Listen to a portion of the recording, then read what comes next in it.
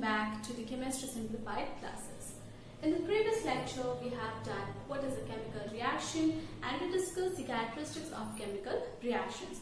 In this lecture, today we are going to learn how to balance a chemical reaction and we will also discuss the different types of reactions. Alright, so let's get started. So first, we should know what do we understand by a chemical equation. Chemical equation.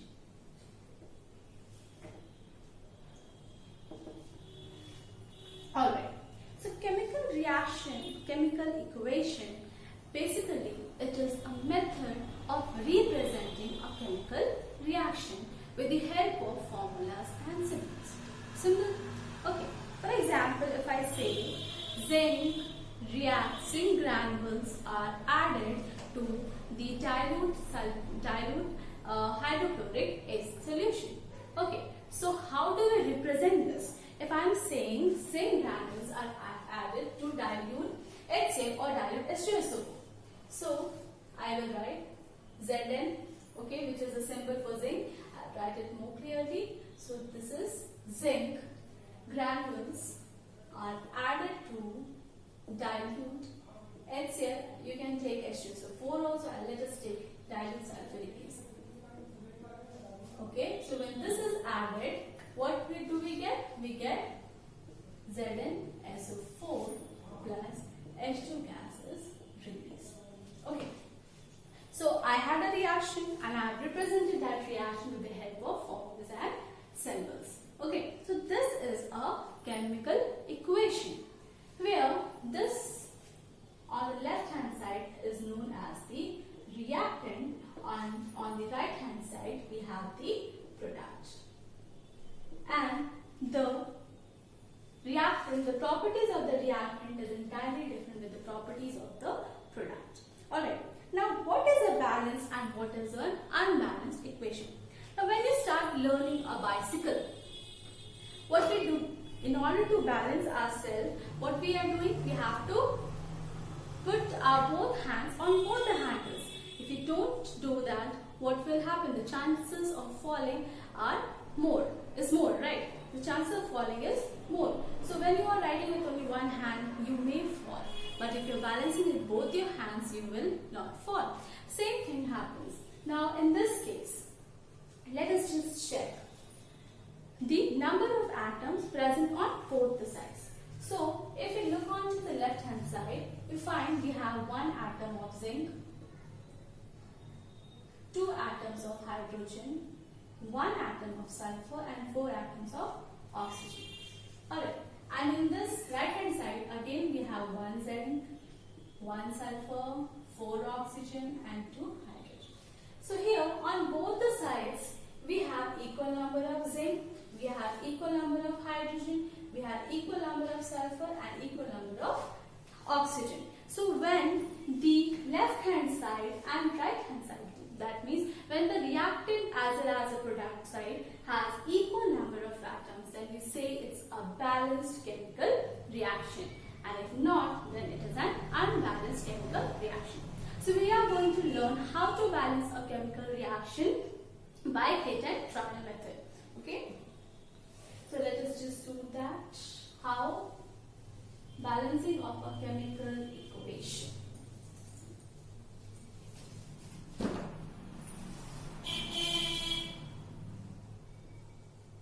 Balancing a chemical equation.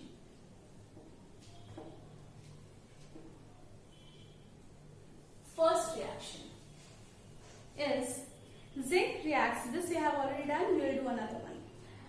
Now, example is hydrogen reacts with oxygen to form water. H2 plus O2 forms H2O. So in order to balance, what we are going to do? We are going to write a table first. First is the elements which are present.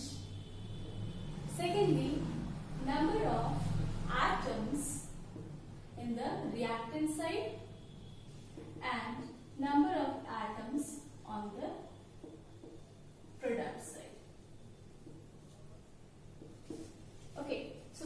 will count what are the elements present. So first we have hydrogen here and we have another is oxygen. How many hydrogen atoms are present here is 2 on the reactant side and 2 on the product side. Oxygen we have 2 on the reactant side but we have only 1 on the product side. So in order to balance this equation, what do we need to do? We need to balance oxygen. So here I have 2 oxygen, here I have 1. So how to make it 2? What we will do? We multiply it by 2. Okay, so if we multiply by 2, we get 2H2O. Now, if we see clearly, we will find that the number of hydrogen in the right hand side and the reactant side is only 2, but on the product side we have 4 hydrogen now. But the oxygen on both the sides is balanced. So, in order to balance hydrogen, we multiply it by 2 on the reactant side also. So, we have 2H2 plus O2 will give me 2H2O. Now, if you see, we have a balanced equation on both the sides. We have equal number of hydrogen on both the sides and equal number of oxygen on both the sides. So, this is a balanced chemical equation. Another example is, let us do it one more. Question is, methane burns in oxygen to form carbon dioxide and water. Methane is CH4, burns in oxygen to form carbon dioxide and water. Okay, so first of all, again we will write the elements. I am writing this here so that I don't have to draw the table again and again. So let me write it here. CH4 plus O2 gives CO2 plus water. Now first we are going to write all the elements. So what do we have here? We have carbon, we have hydrogen and oxygen. So number of atoms on the reactant side, carbon we have 1, hydrogen we have 4, oxygen we have 2. Here I have 1 carbon, 2 hydrogen and 3 oxygen. How do we balance? How do we balance? So this, in order to balance, first of all we will see that element which is having the highest number of atoms. Here in this case, we can see here we have 4 hydrogen, here we have only 2. So in order to do this, what we are going to do? We are going to multiply hydrogen on the reactant side by 2. So in the first step, we will get CH4 plus O2 will give me CO2 plus 2H2O. Now, the number of atoms on both the sides, this remains same. On the reactant we have 1, 4 hydrogen, and now we have 2 plus 2, that is 4 oxygen. Now what to do? What is not balanced is the number of oxygen atoms. So here we have 2, we will multiply it by 2. So in the second step, what we will get? We have CH4 plus 2O2 will give me CO2 plus 2H2O. Now if we see, we have 1, 4, 4. Here also we have 1, 4, 4. So now it is completely balanced. So this is an example of a balanced chemical equation. Okay. One more example let us do. Question is,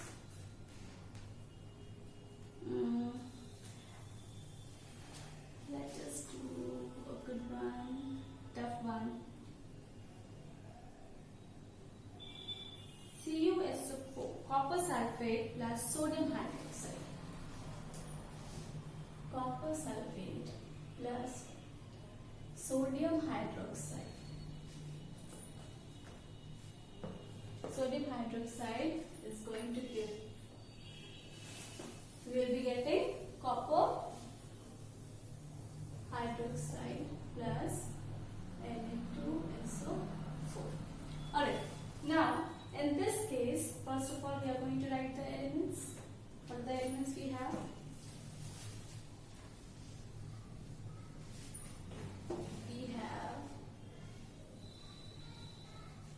We have copper, we have sulfur, we have oxygen, we have sodium and hydrogen.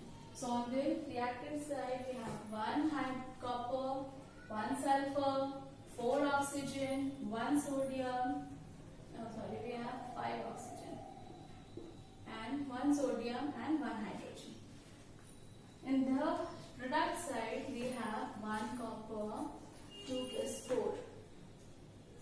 Sulfur we have only 1, oxygen we have 2 plus 4, 6, sodium we have 2, and hydrogen we have 2.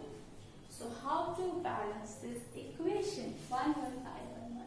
So first of all, in order to balance the oxygen, here we have 4, 5, here we have 6. So how to balance? Here I have 2 sodium and here I have 1. So in order to balance this, first of all we balance the oxygen. So 5, in order to make it 6, if I multiply here with 2, we will be getting, we will balance sodium also. Here we got 2 sodium, again 4 plus 2 is 6, here also 4 plus 2 is 6. Now here 2 hydrogen and here also 2 hydrogen. Now it is balanced. So you got 2. Alright. Now what are the things balanced here? First, oxygen is balanced, sodium is balanced, oxygen is balanced, hydrogen is balanced. Okay, what is left? 2 sodium. Now sulfur on both the sides, 1, 1, balanced. Copper we have 1. Okay, oxygen on both the sides, 6, 6.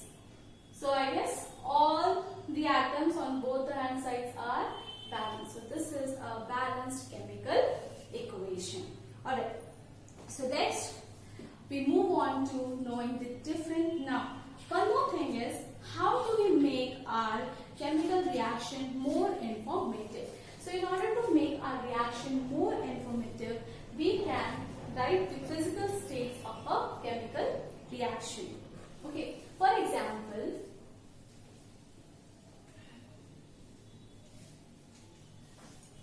if I say zinc metal reacts with dilute sulfuric acid. Zinc metal reacts with dilute sulfuric acid. Dilute sulfuric acid to liberate, to give a salt of zinc sulfate and also liberate hydrogen gas. Okay, so in order to write the physical state, in the physical state, how do we indicate physical state? For the writing, if it is solid, liquid, gas, then it is represented by S, L or G. Then in the evolution of gas, an upward arrow is given, and for the precipitation reaction, we put a downward arrow, and heat change is given by a delta.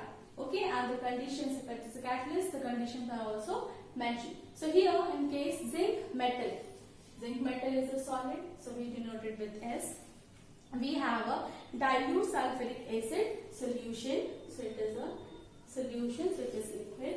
Again, we get a solution of, aqueous solution of zinc sulfate. So we can write AQ also, aqueous solution, and this is also aqueous, so we can write aqueous also. So let us write aqueous only, AQ, for aqueous solution, and hydrogen is a gas. So a gas evolution is shown by an upward arrow.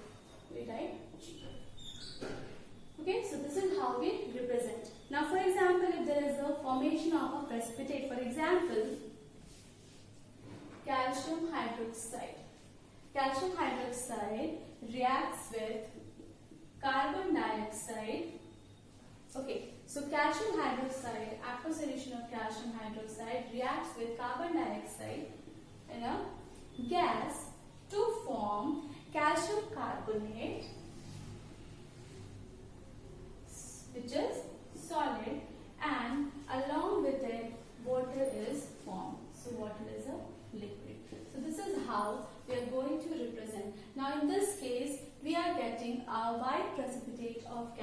carbonate. So we can represent it by a downward arrow. White PPT of calcium carbonate.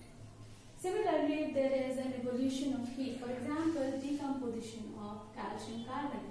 When in the presence of heat, so it is a thermal decomposition of calcium carbonate. So we represent it by delta, which represents the heat change. So it forms CO and CO2 gases evolve. Okay, so when a gas is evolved, we show it by an upward arrow. So this is how we represent or we make our chemical reactions more informative. Now, in some cases, we have catalyst, or in some we have some conditions are given. For example, if a carbon monoxide, a reaction of carbon monoxide with hydrogen in presence of 300 atmosphere and 300 degrees Celsius in the presence of zinc oxide and chromium oxide, we get methanol. So there are various conditions that are written in order to make a chemical equation more informative. Alright, next we move on to the types of reaction. So we'll discuss what are the types of reactions, and we will also do some examples of it. Alright. So we move on with reactions.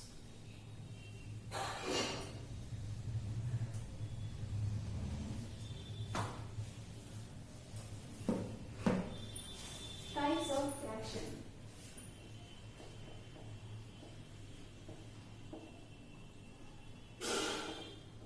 One by one we will discuss.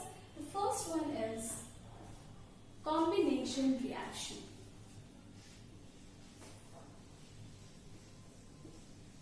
Combination reaction. Now the word itself, combination, word itself is telling us that it combines, when something combines. So those reactions in which two or more substances combine together to give a single product is known as a combination reaction. वो reactions जिसमें दो या दो से अधिक reactant आपस में combine करके एक single product बनाते हैं, that reaction is known as a combination reaction. For example, magnesium burns in oxygen to form magnesium oxide. Magnesium burns in oxygen to form magnesium oxide. Hydrogen reacts with oxygen to form water. Hydrogen burns in oxygen to form water. Okay. Then hydrogen reacts with chlorine to form HCl. Right. Carbon reacts with oxygen to form carbon dioxide.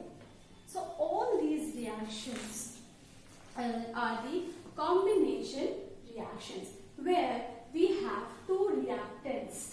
Here magnesium and oxygen are the reactants that combine together to form one single product. In all these cases, magnesium oxide, we are getting water. Then we have HCl, we have carbon dioxide. All these are the combination results. So when two or more reactants combine together, we are getting a single product. So this type of reaction is known as a combination reaction. Secondly, is a decomposition reaction. Second reaction is a decomposition reaction.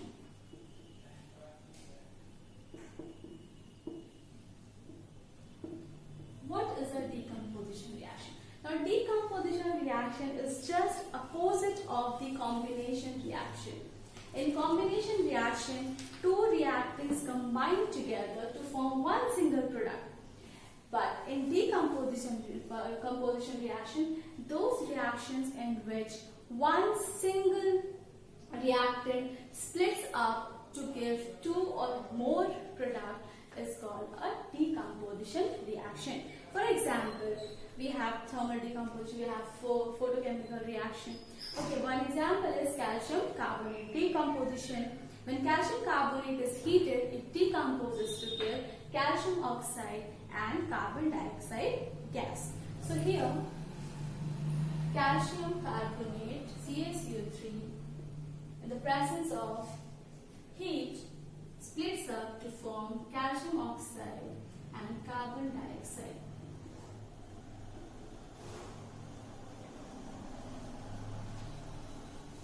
Okay, so calcium oxide, this reaction takes place in the presence of heat, so it is also called a thermal decomposition or the thermal decomposition reaction. Another example is when potassium chlorate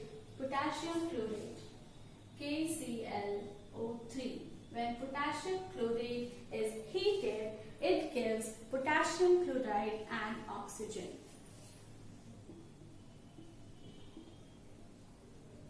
When potassium chlorate is heated in the presence of manganese dioxide as the catalyst, MnO2 is the catalyst. So when magnesium, let us balance this. Okay, now to the balanced equation. Alright, so when potassium chlorate is heated in the presence of a catalyst manganese dioxide, it gives KCl and 3O2. Okay, now what is a catalyst? So basically a catalyst is a species which is generally used to enhance the rate of a reaction. So its work is to increase the rate of reaction, but it itself does not undergo any change. So later on you will also study there's a good catalyst and they're used in a reverse manner. Okay, this is another example of decomposition reaction. Another example is when ferrous sulfate is heated strongly. Ferrous sulfate is FeSO4. When it is heated strongly, we get iron oxide and sulfur dioxide and also sulfur trioxide. So here in this case what we observe, when ferrous sulfate, iron exists in Fe2 plus and Fe3 plus oxidation state. So the lower oxidation state is known as S and the higher oxidation is known as A. So in this ferrous sulfate, that is iron 2 oxide, iron 2 sulfate, when it is strongly heated, it forms iron oxide, that is Fe2O3, along with sulfur dioxide and sulfur trioxide gases. Sulfur dioxide and sulfur trioxide gases. Decomposition reaction. We know that iron sulfate, ferrous sulfate is green in color. As we have discussed, there is a chemical reaction occurring with the change in color. So here iron sulfate, ferrous sulfate is green in color. When it is heated strongly, it gives the brown color iron oxide along with the brown fumes of sulfur dioxide. So sulfur dioxide also it has a brown fumes. Okay, so we get sulfur dioxide and sulfur dioxide gases. So these are the reactions of a decomposition reaction. Here you can observe the color change also. Okay, so this is another example you will find in the NCERT, and these reactions are very, very important on the in the point of view of the color change and the catalyst and all. Okay, another example is when lead nitrate is heated strongly. When lead nitrate PbNO3O2 is heated strongly, what do we get? We will get lead oxide and also nitrogen dioxide gas and O2. So when lead nitrate is heated strongly, we will be getting lead monoxide, 2PbO, 4NO2 and O2 gas. Okay, so this is again, it also, lead nitrate, we know it's a colorless salt. When it is heated strongly, it gives lead monoxide, which is yellow in color. So this is colorless and this is yellow in color. And nitrogen dioxide again, it gives brown fumes. Okay, so this color changes, these reactions are very, very important. So this gives the brown fumes. Okay, so this is These are the examples of a decomposition reaction. Since it takes place in the presence of heat, so it is a thermal decomposition.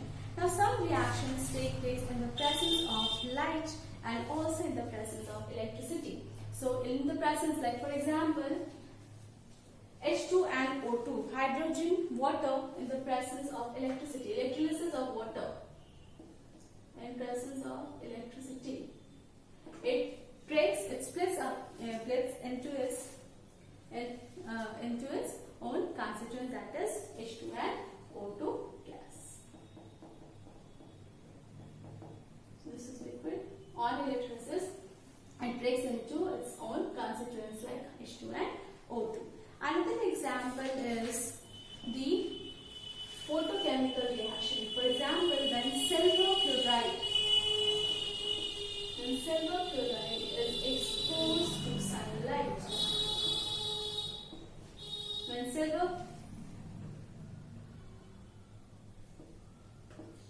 silver chloride is exposed to sunlight, we get silver metal and CO2.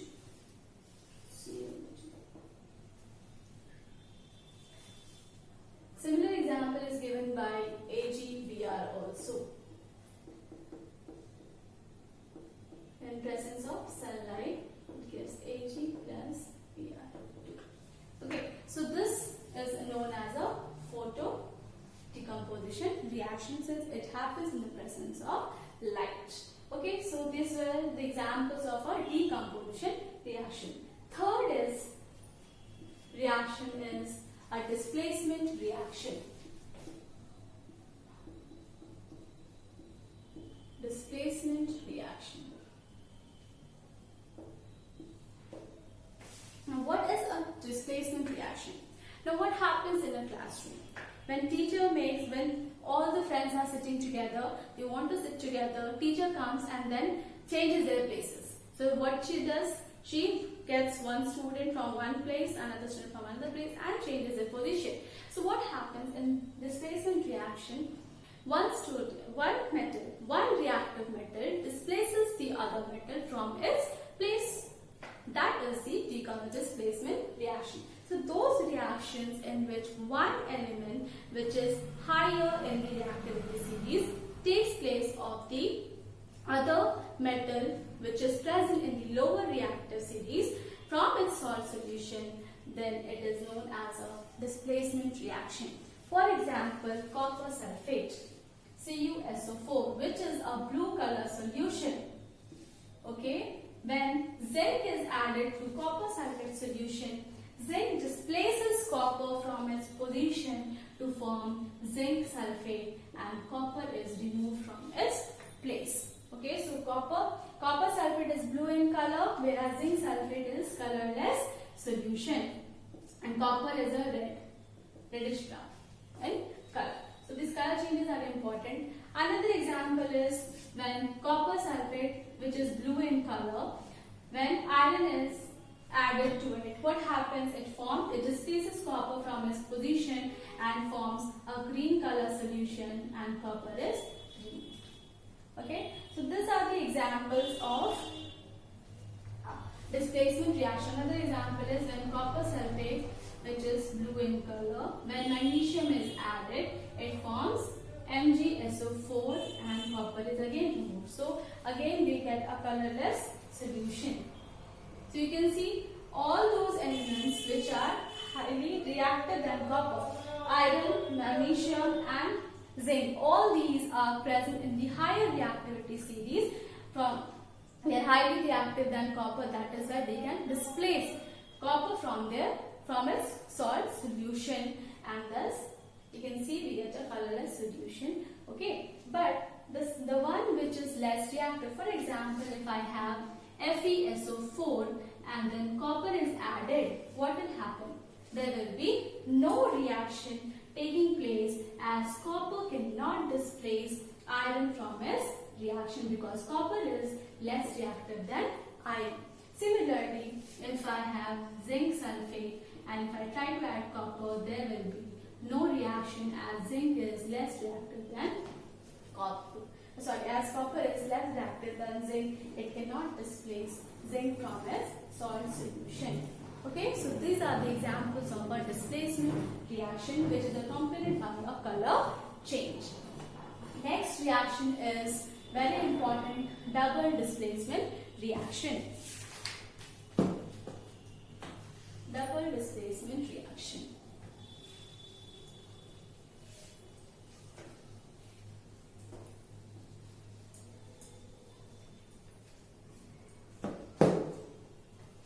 What is double displacement reaction?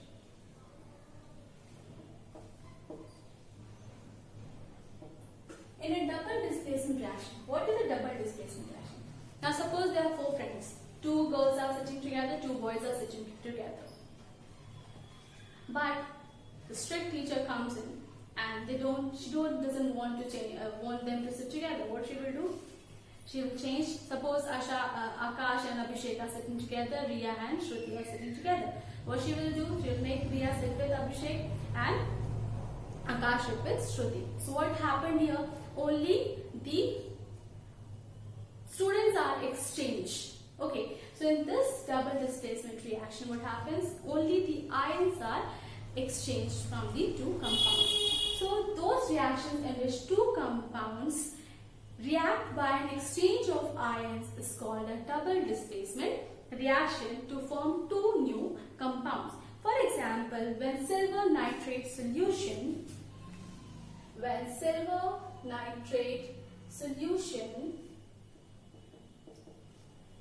is added to sodium chloride solution.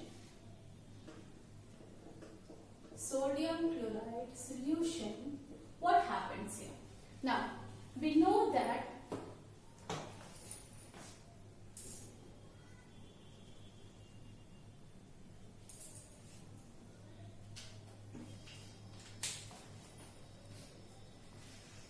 Ag plus NO3 minus, Na plus and Cl minus. So in this double displacement reaction, what happens? The ions are exchanged. So this cation will mix with this anion and these 2 will combine together. So cation and anion, there is only exchange of ions taking place. So we will get AgCl and NaNO3. So this is an example of double displacement reaction. Now we will get AgCl, silver chloride, which is insoluble, and that is forms the precipitate. Alright. So in this, generally the double decomposition reaction is always accompanied by the formation of a precipitate. Another example is of barium chloride. BaCl2 solution is added to copper sulfate solution. So in this case, we will get barium sulfate, which is again insoluble and forms a white precipitate, and along with that we get CuCl2. Alright. One more example is aluminium chloride, AlCl3, when it is added to ammonium hydroxide, NH4OH. These are the aqueous solution. So when they combine together,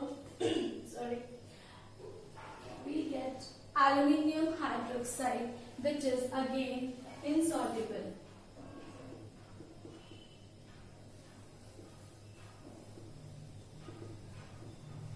We get again a precipitate, white precipitate, and ammonium chloride. Alright. Then another example is exceptional. We have, or we can take one more example of lead nitrate, PbNO3(2). When it reacts with potassium iodide, what do we get? We get a yellow PPT of PbI2 plus we get KNO3, potassium iodide. So again it is a yellow precipitate.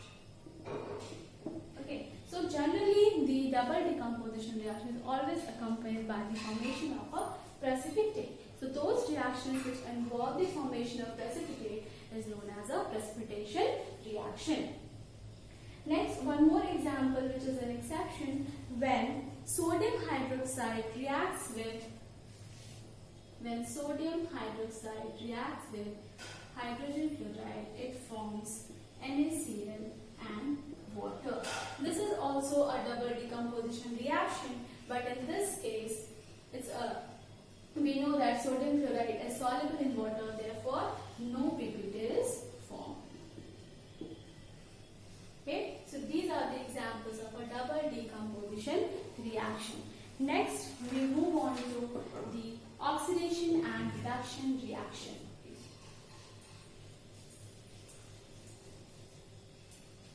Oxidation and reduction reaction. Oxidation and reduction reaction. First of all, in order to understand this, you should know what is oxidation and what is reduction. So oxidation means addition of oxygen. Addition of oxygen. Reduction means addition of hydrogen. Addition of hydrogen. Or slash removal of hydrogen. Or removal of oxygen. Oxidation क्या है? Oxidation means when we add oxygen. जब हम oxygen को add करते हैं या फिर जब हम हाइड्रोजन को रिमूव करते हैं, then it is known as oxidation. Reduction, addition, जब हम हाइड्रोजन को ऐड करते हैं या फिर हम ऑक्सीजन को रिमूव करते हैं, then it is known as reduction. Okay? Another important factor, oxidation reduction. Oxidizing agent and reducing agent. Students often get confused with oxidizing agent and reducing agent. So, oxidizing agent कौन होता है जिसका reduction होता है? Reducing agent कौन होता है जिसका oxidation? So the one which is getting reduced is the oxidizing agent. The one which is getting oxidized is the reducing agent. Bas. Just opposite. The oxidation and reduction both are opposite. Okay. Now you will be learning this redox reaction in class 11. Red is reduction and ox is oxidation. So when reduction and oxidation takes place simultaneously, that reactions are known as redox reactions. Okay, so we are going to learn now the basic of what is, just we have to identify which is being oxidized, which is being reduced. We will do some examples first. First we will do a very easy example.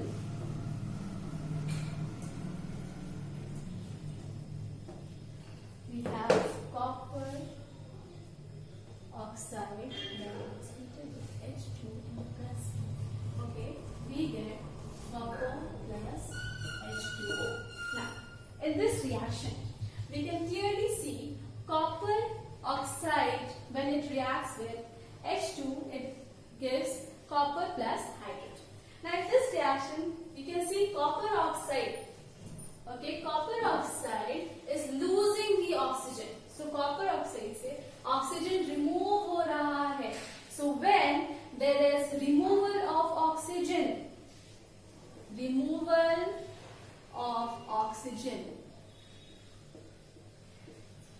that means when there is removal of oxygen, that means reduction. And in this case, we can see hydrogen is getting oxygen, so addition.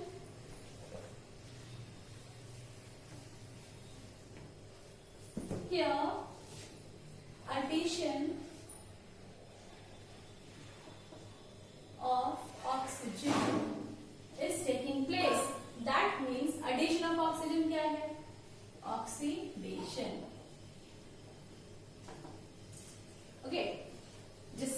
Reaction हो रहा है, जो reduce हो रहा है, वो क्या है?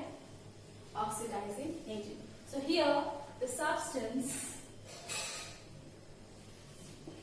oxidized, reduced, oxidizing agent and reducing agent.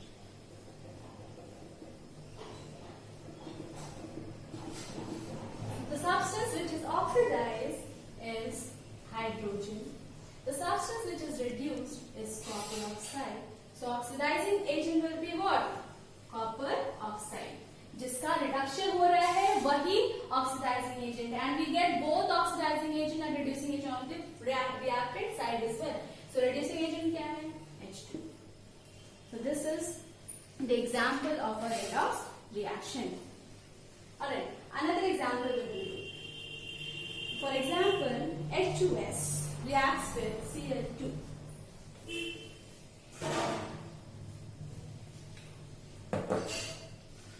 H2S reacts with chlorine to form HCl and sulfur. In this case, you will see that there is no oxygen. तो अब हम क्या करेंगे? We will see the addition of hydrogen and removal. So in this first case, you see H2S, hydrogen sulfide, is losing the hydrogen. So there, removal of hydrogen takes place. Removal of hydrogen, और removal of hydrogen को क्या कहते हैं? Oxidation. यानी कि यहाँ H2S का क्या हो रहा है? Oxidation. In this case, we can see chlorine is getting hydrogen. That means addition of hydrogen. And when there is addition of hydrogen, that means it is reduction. So, which is the one getting oxidized? The substance which is getting oxidized is to यहाँ पे removal of hydrogen. That means H2S is getting oxidized. Which is getting reduced? Chlorine is getting reduced. Then, which is the oxidizing agent? Oxidizing agent कौन है? जिसका reduction हो रहा है. That means Cl2. And what is the reducing agent? That is H2S, जिसका oxidation हो रहा है. That is the oxidant or the reducing agent. Alright? So here, this is an example. One more example we will do.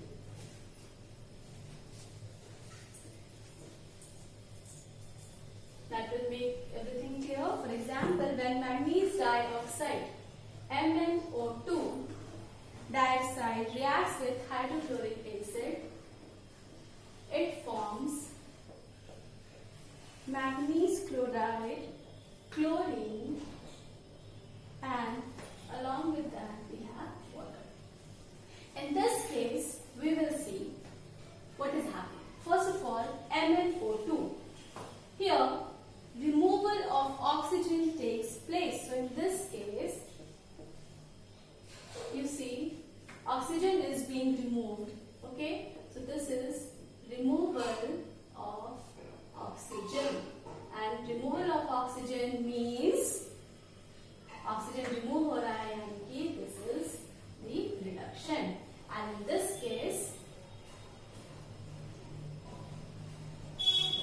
hydrogen is removed, so it is the oxidation. On the other hand, HCl is losing hydrogen, so जिसका hydrogen remove हो रहा है, that means it is oxidation. So over here, the substance oxidized is HCl, reduced is MnO2. So the oxidizing agent will be MnO2 and reducing agent will be HCl.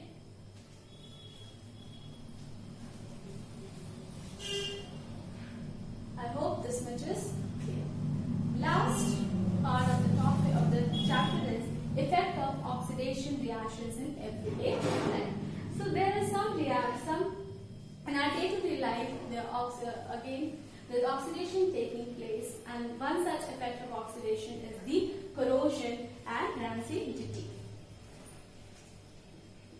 Corrosion and rancidity. So quickly, what is corrosion? We often see the iron particles, like iron objects like the knife or the swing, nail, all these things, they get rust very quickly when they are exposed to air or moisture.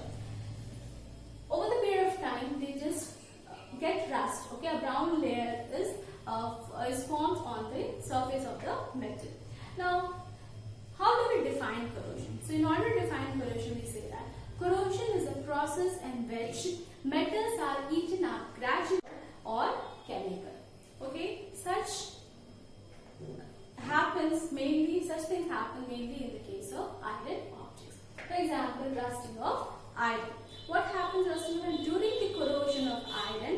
The iron metal is oxidized in the presence of air and oxygen in the air and also the moisture to form a brown color, rust, that is hydrated iron oxide. So, also in the presence of water,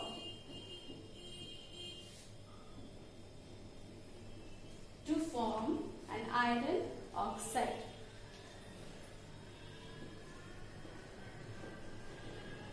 Which is generally known as the rust. Okay, so this is corrosion. This is the rust that we find, and this is known as corrosion of iron. Along with iron, some other objects also get corroded. For example, copper, it also gets corroded. Okay, then last is rancidity. Now, what is rancidity? Now, oxidation has a damaging effect on foods containing fats and oils. So, when these food materials which are prepared in fats and oils and are kept in open for a long time, they often get oxidized in the presence of the aerial oxidation happens of these fats and oils. So, the condition produced by aerial oxidation of the fats and oils in food, which creates the bad smell, is known as rancidity. Okay, we often see when generally the things that are prepared, which are fried, and then after frying, the leftover oil is kept outside for some time, for few days, and after that they smell bad and all. So that aerial oxidation of the fats and oils is known as rancidity, and there are some precautions to be taken to prevent the food from rancidity. Rancidity can be retarded by keeping the food in refrigerator or by putting them in airtight containers. Sometimes the chips packets that we see, they contain nitrogen gases filled in it in order to protect the food from bad smell and the rancidity. And also we can see some rancidity can be prevented by adding some antioxidants like the BHU, that is butylated hydroxy anisole and butylated hydroxy toluene. These are the chemical substances which are added in order to prevent the food from rancidity. So these are the methods or the precautions that can be taken in order to prevent the food from rancidity.